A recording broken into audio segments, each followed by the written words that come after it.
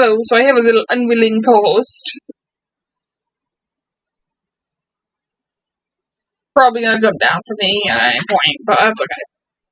I'm standing on my butt again and I have to jump up. So, this video is how to stop being codependent. So this actually fits on both my channels. So I'm not sure how I'm gonna handle that. So, codependency refers to a pattern of prioritizing needs of relationship partners or family members over personal needs and desires. It goes beyond wanting to help a struggling loved one, feeling comforted by their presence, not wanting them to leave, occasionally making sacrifices to help someone you love. People sometimes use the term to describe behaviors that don't quite fit this definition, which leads to some confusion. Think of it as support that's so extreme it becomes unhealthy.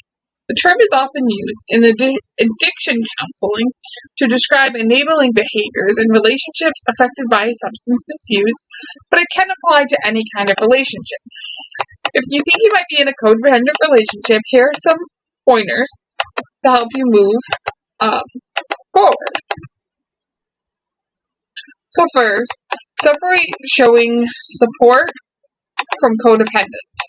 The line between healthy and supportive behaviors and codependent ones can sometimes be a bit blurry. After all, it's normal to want to help your partner, especially if they're having a hard time. But codependent behavior is a way to direct or control someone else's behavior or mood.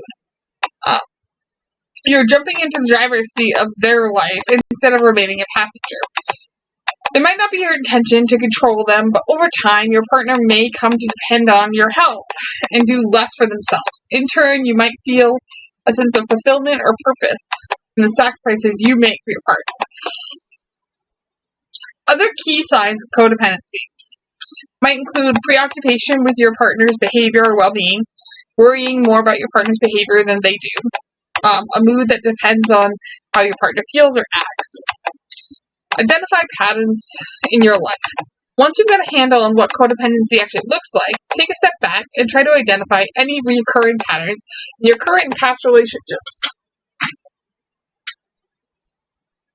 Sorry, I was trying to see where Bearded Dragon went. Okay. Do you have a tendency to gravitate towards people who need to help a lot? Do you have a hard time asking a partner for help? Codependent people tend to rely on validation from others instead of self-elevation. Simply acknowledging your patterns is key to overcoming them. So next you want to also learn what healthy love looks like. Not all unhealthy relationships are codependent, but all codependent relationships are generally unhealthy. This doesn't mean codependent relationships are doomed. It's just going to take some time and work to get things back on track. Healthy love involves a cycle of comfort and contentment, while toxic love involves a cycle of pain and despair. A few more signs of healthy love are partners that trust themselves and each other. Both partners feel secure in their own self-worth, and partners can compromise. In a healthy relationship, your partner should care about your feelings, and you should feel safe to communicate your emotions and needs. Set boundaries for yourself. A boundary is a limit you set around things you aren't comfortable with. They're not always easy to set or stick to, especially if you're dealing with long-standing codependency. You might be so accustomed to making others comfortable that you have a hard time considering your own limits. So listen with empathy, but stop there, and then practice polite refusals and question yourself before you do something.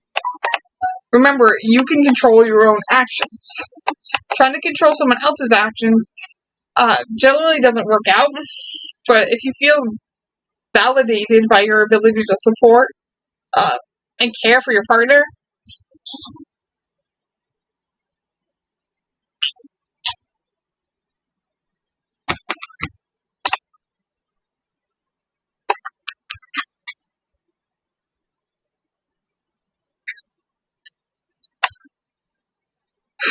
also, you want to offer some healthy support. There's nothing wrong with wanting to help your partner, but there are ways to do so without sacrificing your needs. Healthy support might involve talking about your problems to get new perspective,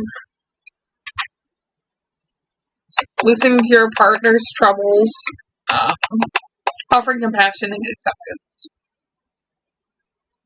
You also want to practice valuing yourself, so spend time with people who treat you well. Do things you enjoy, take care of your health, let go of negative self-talk. And also identify your own needs. Remember, codependent partners often begin in childhood. It may have been a long time since you stopped to think about your own needs and desires. And then the final thing is consider therapy. Codependent traits can become so entrenched in personality and behavior that you don't notice them. Codependency can be tough to overcome solo. If you're working to overcome codependency, seek help. They can help you identify and take steps to address patterns of codependent behavior. Work on increasing your self-esteem. Explore what you want out of life. And reframe and challenge negative thought patterns. So that's it. Thank you for listening.